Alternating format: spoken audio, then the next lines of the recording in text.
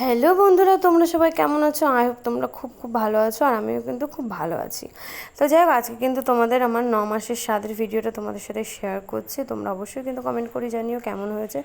ছোট্ট করে দিয়েছে মা বাবা স্বাদ, মানে 9 মাসের স্বাদ খাইয়েছে একটু ছোট্ট করে।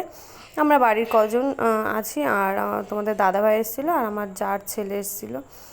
এই তো সেই সময় আর ভিডিও তোলা হয়নি, কারণ ওরা এসেছিলো রাত্রেবেলায়, আর সাতটা যেহেতু দুপুরবেলায় হয়েছে। এই দেখো, আমি দুপুরবেলায় কিন্তু একটু সাজুগুজু করে নিয়েছি। আমার এক বৌদি শাড়ি পরিয়ে দিয়েছে, আর বোন একটু সাজিয়ে দিয়েছিল।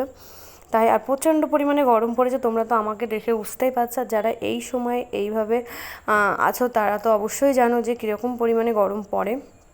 তো যাই হোক, এখানে আমার মা আশীর্বাদ করে নিয়েছে, সেটা তোমরা শর্টসে দেখে নিয়েছো। আর এখানে বাবা কিন্তু আশীর্বাদ করার পরে একটু পায়েস, তারপরে একটু চাটনি খাইয়ে দিচ্ছে। তারপরে আমি একটু পাঁপড় খেয়ে নিলাম, কারণ চাটনিটা খুব টক ছিল, সেই কারণে একটু পাঁপড় গালে দিয়ে নিয়েছিলাম।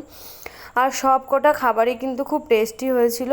আর মা অনেক কষ্ট করে কিন্তু রান্না করেছে, কারণ কি মা একা হাতে ওই গরমে অতগুলো তরকারি, ভাজাভুজি, পোলাও, ভাত সব নিজের হাতে একা একা করেছে। আর তোমরা তো জানোই গরম কীরকম পরিমাণে পড়ছে।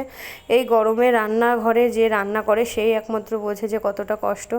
সেই কারণে রান্না করেছে একা একা, সবটা নিজের হাতে কাটা বাছা রান্না করা সবটা করেছে।